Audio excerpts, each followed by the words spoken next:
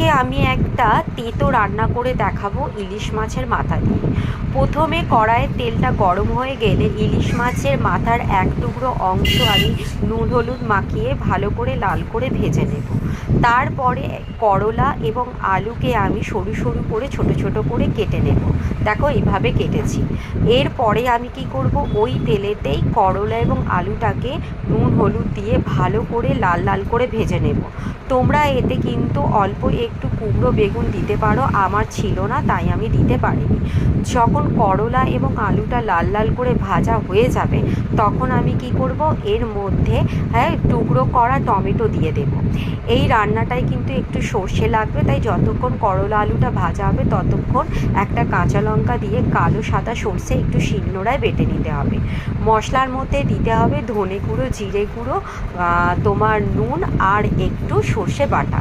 ভালো করে কষিয়ে নেবে। সর্ষেটা দেবার পর যখন নিচেটা ধরে আসবে তখন অল্প অল্প একটু করে জল দেবে, খুব বেশি জল এখানে দেওয়ার দরকার নেই। তারপরে ইলিশ মাছের মাথাটা দিয়ে ভালো করে কি করবে, ভেঙে নাড়াচাড়া করতে থাকবে। সুন্দরভাবে রেডি হয়ে যাবে। এই তরকারিটা কিন্তু একটু মাখো মাখো করে নাবাতে হবে, ঠিক আছে? তো গরম গরম ভাতের সাথে খেতে খুবই ভালো লাগে। টাটা।